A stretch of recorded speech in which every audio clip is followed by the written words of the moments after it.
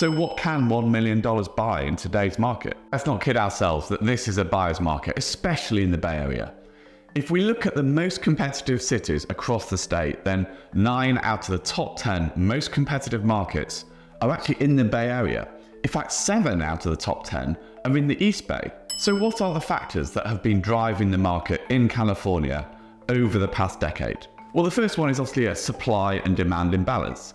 California is short of 180,000 houses to meet the demands of the population. So this shortage of housing relative to the demand for housing has been a huge contributor. The combination of rapid population growth, urbanization, and limited availability of land for new construction have contributed to this supply-demand imbalance. And the next factor is the tech industry.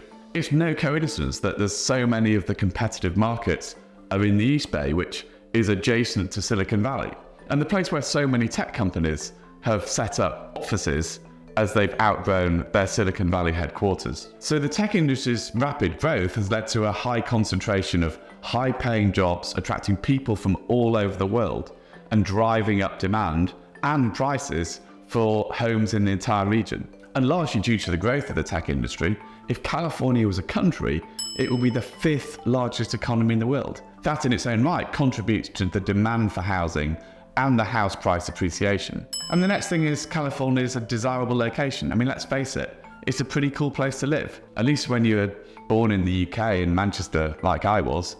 I mean, it's an amazing place to live. It's just such a great climate and it has so many great things about it. You know, apart from the great employment opportunities, it's got the food, the wine, the coast, the mountains, and the people. Let's not forget interest rates. Over the past decade, historically low interest rates have made it more affordable for buyers to take out loans and enter the housing market, leading to increased demand and rising prices. The next factor is limited land and zoning regulations. Anyone who's tried to build a home in California knows how hard it can be. The zoning regulations and land use restrictions in many parts of California have limited the ability to develop new housing, further exacerbating the supply shortage and further driving up prices. So will the housing crisis abate with people leaving the state? For the 3rd year in a row, California's population has actually declined as people look to move out of state, with the net outflow from San Francisco being the highest of any metropolitan area in the state, with Texas, Florida, Washington, and Oregon being the most popular destinations for people to move to. Even with a small net outflow, the shortage of homes will likely mean an imbalance in the supply-demand equation for some time to come because there's such a big delta. And this will only continue to drive prices upwards. So what can $1 million buy in today's market? Of course, it depends where you're looking. If we look at Santa Monica, which actually had the fastest growing sales price appreciation in the state, it was 30% year on year. I mean, the answer is you can't buy all of that much. One of the other markets with the highest rate of appreciation over the past year has been Palm Springs, which has seen a 15% price increase. For example, in Santa Monica, you can get a 2-bed, 2-bath apartment for $995,000. One recently sold on Copeland Court, which was on a quaint walking street, one of only 6 in Santa Monica, and was move-in ready. But, you know, it's not a lot for your money. In Palm Springs, for example, for $998,000, you could buy a single family home such as 1950 North Magnolia Road, which also sold recently. This was a mid-century modern 1958 home located on a large corner lot with 2 ensuite bedrooms in the main house and 1 in the attached casita, as well as a pool. So for $1 million in Palm Springs, you can still get a pretty cool house with a pool. And that's definitely not true where I live. At the other end of the spectrum, for example, in Fresno, you can get a 3-bed, 3-bath home in a gated community on the Copper River Golf Course for $1 million.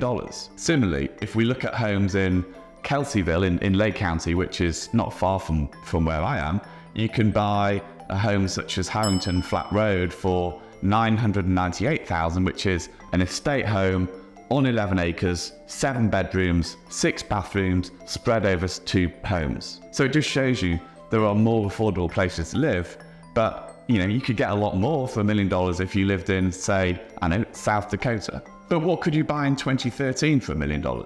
Well, in March 2013, the median price of a home in California was $379,000 compared to March in this year, 2023, when the median price of a home was $791,000, an increase of more than double over the past 10 years. However, if we go to the bottom of the Great Recession in February 2009, when median prices were $249,000, prices have gone up threefold over the past 14 years. But what could you buy for $1 million in 2013 where I live, for example? Well, if you wanted to buy a rural property in Healdsburg, you could have bought 1755 Dry Creek Road, which was a 3-bed, 2-bath home on 3 acres, which would likely cost you nearly $3 million today. Within the city limits of Healdsburg, I couldn't find a single property that sold for around $1 million in 2013, because all the homes on the streets that are now known as some of the classic downtown streets, such as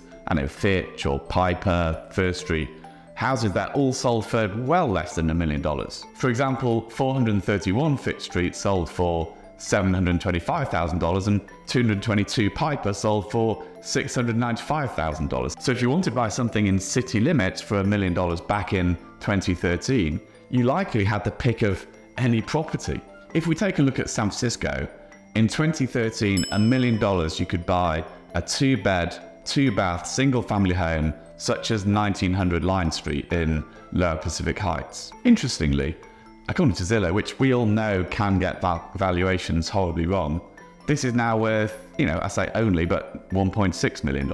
If we look at homes such as 968 Union Street, which sold for exactly $1 million back in 2013, in today's market, apparently it's only worth about $1.3 million. Both of these house price appreciations are significantly less than the California average. So what does this tell us about the real estate market over the past decade? Well, it tells us 2 things. Firstly, that timing is key. If you're out of the market during a big fall or a big increase, it changes your 10-year return by an order of magnitude. Let's face it, no one can time the market that well, so they can take advantage of all the upside and none of the downside. So the only surefire way is to be in the market for the long haul. The second thing we learn is that location is key. Not all locations are equal. If we look at the San Francisco examples from investing in 2013, the returns are less than the California market as a whole. However, Healdsburg is considerably ahead of the market. That might not be true in the future, but it just shows how important it is to think about the future potential for a city when you are making an investment. I get calls all the time from people moving home, specifically around the Healdsburg, Windsor and Sonoma areas. So please do reach out if you're looking at buying in or around Sonoma County. Or you would just like to know more? My number is in the description below. If you enjoyed this video, I'm sure you'll love the next one on screen right now. Thanks for watching.